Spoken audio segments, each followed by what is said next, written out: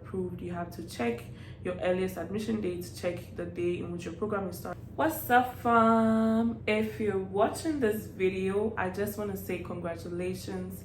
You made it. You got your visa approved. Look at you. I'm so proud of you. So in this video, I'm going to be sharing with you some crucial information that you need to know after your visa has been approved and heading smoothly from your home country into your travel destination. So let's go. For the purpose of this video, I have kind of categorized these two things into two distinct areas, so pre-arrival task and post-arrival task. And so I'm quickly going to go over what I'm going to talk about in the pre-arrival task and also talk about what you need to do in your post-arrival. Before you get into the US, first off, you would want to book your flights. And so booking your flights and making travel arrangements is very, very important. Remember that in your DS-160, you were asked when you are looking for it to coming into the US, and so you provided a date. And also looking on your form I-20, you know that you're supposed to arrive in school at a specific time. I know for most universities, for the fall is usually 15th of August, and so you know that you're supposed to arrive in school at this time. But again, when you check on your I-20, there's earliest admission date. So earliest admission means that you can arrive in the US from that time that is on the I-20 to the actual day of reopening. And so you are allowed to travel between your earliest admission dates and the day in which your program is actually starting. And so for international students, you know, we are crossing borders into a new country and we don't really know what's going on there. So I advise that you come into the country at least a week or two, or I know that the USCIS allows for a 30-day or a 60-day window, which people are allowed to come into the US if they have programs starting at specific times. And so if your visa has been running, and make travel plans. To say that if you have not subscribed to my channel, please do. Sometimes it's not enough just to watch the video and leave. Sometimes you need to help me get recommended to other people. You can share, comment, like, and let's get interactive on this channel. So please subscribe now if you haven't subscribed. But moving forward, again, on pre-arrival tasks, you need to book your travel, you need to arrange for campus housing, you need to research transportation and familiarize yourself with your campus. And so with booking flights, it's important to check the dates again, like I said, and also just check your budgets, because you should have a budget that you're working with.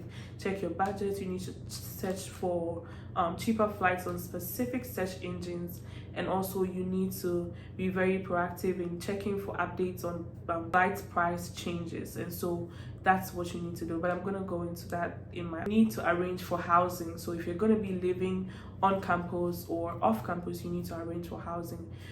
I think that most of the time I recommend that if you have somebody who's already in the university that you're going to, I recommend that you reach out to the person and ask the person for options. And so talking to people, talking to family, friends, people, and broadly also searching on search engines to be able to find affordable housing that you can afford. And I also advise that most of the time, if you are not physically present in the United States, don't sign a lease, because you can see a very nice apartments on the internet, but when you come, things are not like the way you want it. And so please make sure that you arrive physically in the US, you tour apartments, look out for options, and decide on the one which works for you, of course according to your budget and according to your preferences and things that you like. And so I recommend that don't really sign a lease whilst you're in your home country and you've not seen it.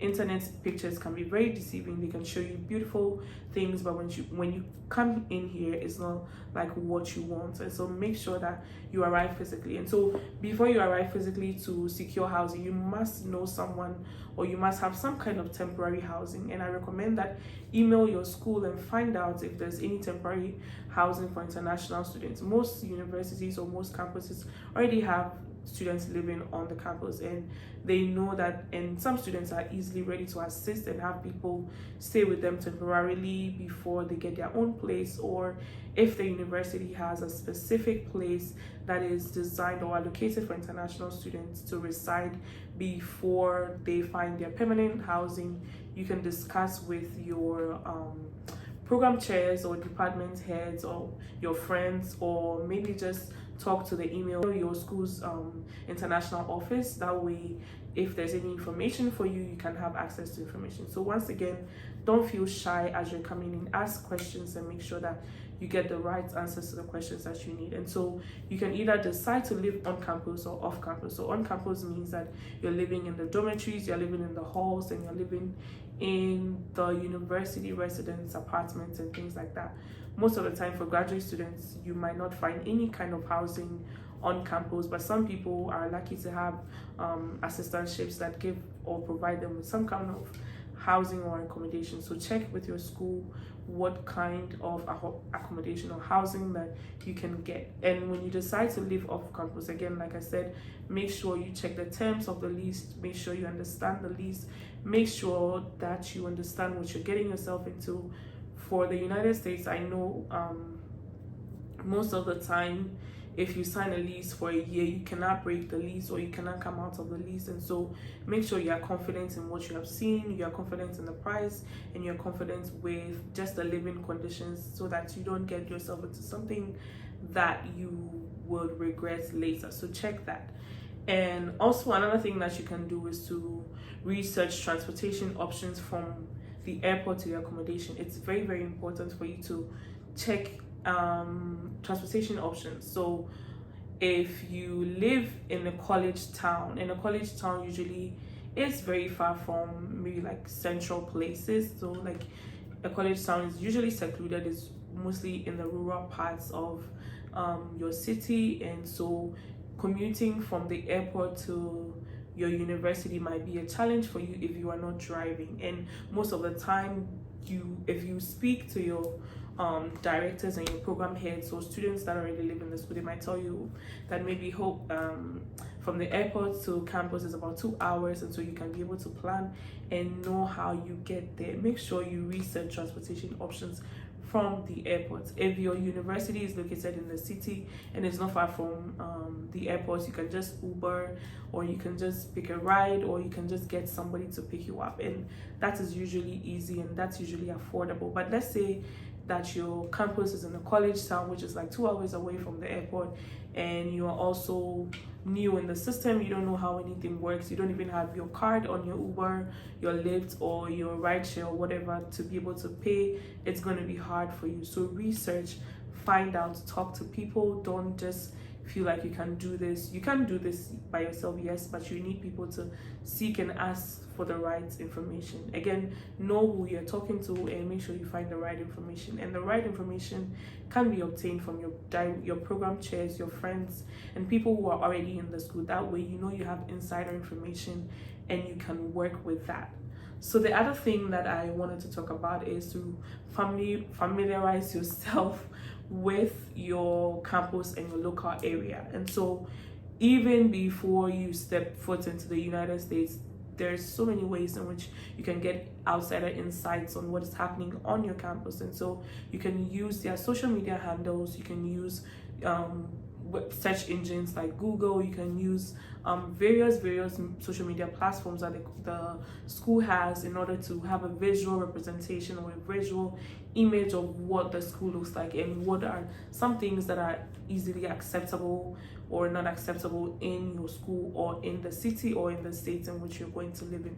I have a video that talks about cultural adaptation for international students in the US. If you have not watched that, please head to my channel and watch that video. I can explain some of the things that are culturally right and culturally wrong for new people that are coming to live here. And so remember that adjusting yourself culturally to your new environment is very, very important. And so you need to find ways in which you can work on that. So there's that part that you need to know. And so if you have had your visa approved, again, congratulations. I'm so proud of you. Make sure that you book travel ahead of time if you have the time. But if you don't have the time, make sure that you find other options, use the right search engines, and make sure that you save some money in doing this, because usually when it's time for international students or people to travel around August to December, flight prices are very expensive. So make sure you use the right means to search. Again, you can also arrange for housing if you're going to be living on campus, off campus, and research transportation options. That way you don't get stranded Also familiarize yourself with your local campus and your local area. That way you are ready and culturally proficient for some of the things that may happen. Remember, social media will not tell you everything, it will not show you everything, but it would give you an idea of what is going to happen, and so that way you are able to prepare yourself and you're able to navigate the challenges that may show up when this happens. So thank you so much for watching this video. If you have not subscribed, tell me why, and please click on the subscribe button, like, comment, share, and thank you so much for the support. I appreciate you guys. You're so awesome, and I'm gonna see you in my next video. Thank you.